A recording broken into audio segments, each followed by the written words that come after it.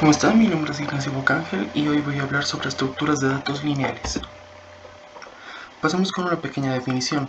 Las estructuras de datos lineales son aquellas en las que los elementos ocupan lugares sucesivos en una estructura y cada uno de ellos tiene un único sucesor y un único predecesor.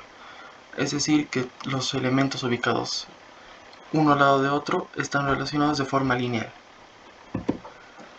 Bueno, pasemos con las principales operaciones de este tipo de estructuras. Tenemos la inserción de datos o el insert, la eliminación de estos o el delete, la búsqueda de un dato, el search, el acceso a cualquiera de estos datos de manera aleatoria y directa, que sería access, la actualización de cualquiera de los datos sería update, sorting para el comando de ordenación, reverse para el comando de reversión y traversal para el comando de recorrido, que nos ayudaría a verificar cada uno de estos datos. Entre estos tenemos tres que son muy conocidos, los cuales son las listas, las pilas y las colas. Empecemos por las listas. Son una colección ordenada de elementos donde cada uno de ellos tiene una posición específica. Estos permiten almacenar múltiples valores bajo la misma variable y son útiles cuando se necesita manejar conjuntos de datos donde el orden realmente es importante. Veamos algunas aplicaciones de lo que son las listas. Primero tendríamos la gestión de secuencias de datos, ya que las listas almacenan colecciones de datos ordenados, como una lista de nombres, una lista de productos o incluso una lista de tareas. Tenemos los sistemas de archivos. Estos usan listas enlazadas para organizar bloques de memoria y de archivo, donde cada uno de los bloques apuntan al siguiente. Finalmente, la memoria dinámica. Emplea listas enlazadas para gestionar asignación y desasignación de bloques de memoria de manera eficiente. Pasemos con los tipos de listas. Aquí tendríamos lo que es la lista enlazada, una secuencia de nodos donde cada uno de ellos tiene un valor y una referencia al siguiente nodo de la lista. Dentro de esto tenemos tres tipos de listas enlazadas. La lista enlazada simple, donde cada nodo apunta al siguiente. La lista doblemente enlazada, donde cada nodo tiene un enlace al siguiente y al anterior nodo. En otras palabras, si tendríamos una lista de 5 nodos, el nodo 3 tendría un enlace al nodo 2 y al nodo 4. En el caso de la lista simple, usando el mismo ejemplo, el nodo 3 solo apuntaría al nodo 4.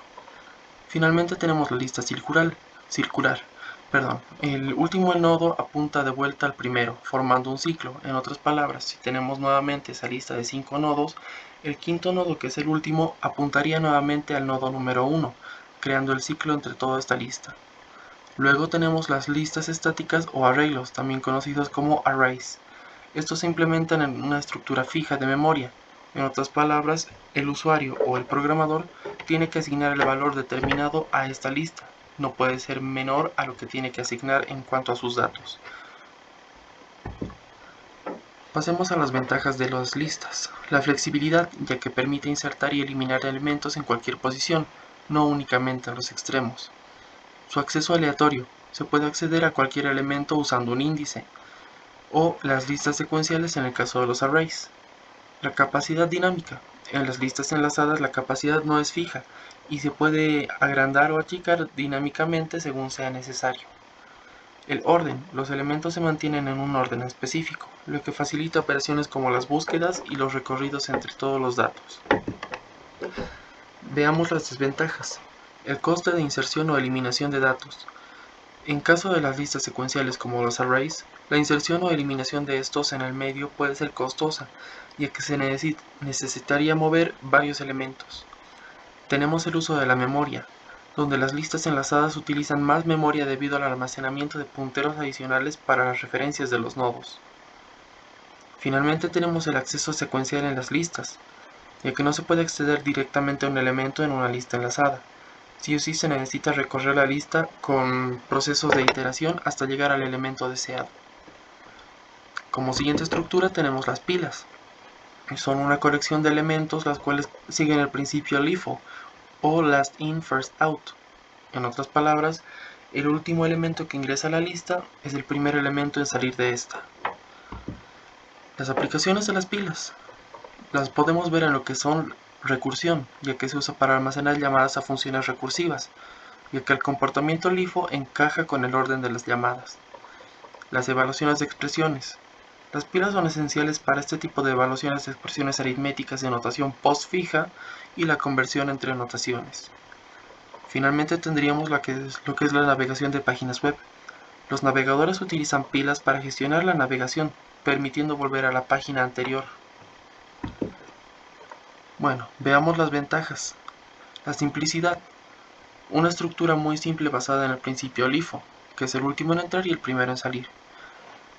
Las pilas son fáciles de implementar, ya que son fáciles de gestionar y aplicar en muchos algoritmos. En todo caso podría ser un análisis sintáctico o el recorrido de árboles de datos. Tenemos la gestión de memoria. Son ideales para gestionar lo que es recursión, ya que pueden usarse varias pilas para almacenar las llamadas recursivas. Finalmente tendríamos la velocidad.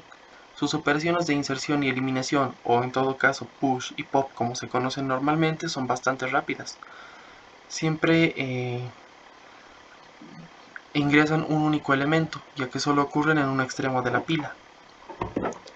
Veamos las desventajas. El acceso limitado. Solo se puede acceder al elemento en el tope de la pila, no se puede acceder a otros elementos sin eliminarlos antes.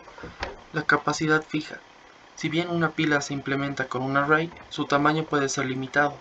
Las pilas dinámicas pueden solucionar esto, pero necesitan un poco más de complejidad en cuanto a su programación. Además, una pila no es adecuada para búsquedas. Encontrar un elemento en una pila requiere recorrerla completamente, lo cual no es para nada eficiente, ya que además de ir moviendo elemento por elemento, tendríamos que eliminar cada uno de ellos a medida que vamos buscando. Finalmente pasamos a lo que son las colas. Es una colección de elementos que sigue el principio FIFO, First In, First Out, lo que significa que el primer elemento en entrar es el primero en salir, a lo contrario de lo que vimos con las pilas. Aplicaciones de las colas. Podemos ver las colas en lo que son los sistemas de impresión. Muchos vemos que las impresoras utilizan las colas para gestionar los trabajos de impresión. Incluso cuando imprimimos algún archivo, la misma impresora nos podría mandar una notificación donde dice cola de impresión y los archivos que están en espera y los que se están imprimiendo en ese momento. Los procesos en los sistemas operativos. Las colas se usan para la planificación de tareas y gestión de procesos, donde estos se ejecutan en el orden en el que llegan. Finalmente tenemos la gestión de buffers. Las colas se usan en la transmisión de datos para gestionar los buffers y enviar los paquetes en el orden correcto. Un ejemplo más práctico de la vida real sería una fila de personas. Suponiendo que tenemos una tienda de pizzas, entran 3 personas, pero obviamente se atiende la que llegó primero, la cual es la que sale antes del lugar. Veamos las ventajas de las colas. La organización FIFO. Esta es ideal para procesos donde el orden de llegada es realmente importante, como el procesamiento de tareas en los sistemas operativos o inclusive la gestión de redes. Sus inserciones y eliminaciones son rápidas. En las colas sus operaciones de inserción, enqueue o eliminación, que es dequeue, son totalmente rápidas y eficientes, ya que siempre ocurren en los extremos. La eliminación ocurre en el extremo donde el primer elemento ha ingresado y la inserción es obviamente al final de la cola, donde el último elemento es el que ingresa. También son adecuadas para modelar los flujos. Estos son útiles para gestionar flujos de trabajo como procesamiento de datos o el algoritmo de búsqueda de anchura, o BFS conocido también. Las desventajas. Principalmente tenemos el acceso limitado, ya que solo se puede acceder al primer elemento y no permite un acceso aleatorio. Su búsqueda es totalmente ineficiente, ya que para encontrar un elemento en una cola es necesario recorrerla completamente. No necesariamente eliminar los elementos como en una pila, pero es totalmente ineficiente. Finalmente tenemos el desbordamiento y subdesbordamiento. Si una cola se implementa con arrays de tamaño fijo, puede ocurrir un desbordamiento, ya que al tener el tamaño fijo, digamos que implementamos una cola que admite únicamente 4 elementos, pero queremos agregar 5, ahí es donde ocurre el desbordamiento, ya que el quinto elemento no tendría lugar dentro de esta. Y si la cola, se asigna para 5 elementos, pero solo tenemos 4, es porque se han eliminado varios elementos, pero no hemos agregado nada. Finalmente, existen unos ejemplos de códigos en Python y en este caso tenemos el primero, que es una lista, donde en este ingresamos la lista con los elementos 1, 2, 3, 4, 5, y lo que queremos hacer es eliminar el elemento 3.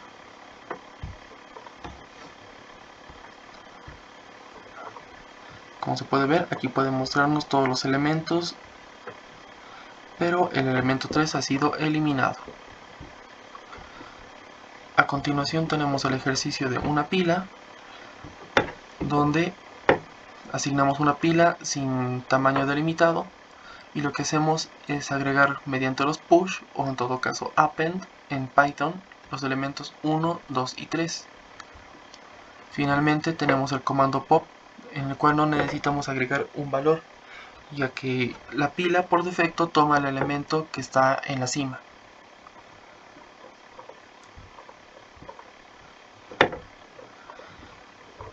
Hemos insertado el valor 3 como primer valor, el valor 2 como segundo y el valor 1 como tercer valor, que es el que estaría en la punta. Al hacer la ejecución del pop, el número 1 es el que se ha eliminado. Finalmente tenemos lo que es la cola.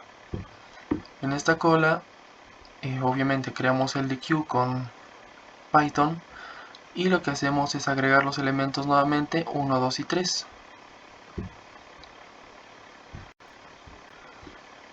En todo caso, lo que tenemos es el pop left, y lo que hace es eliminar el elemento del lado izquierdo, en otras palabras, el elemento que ha sido ingresado primero, en todo caso el 3.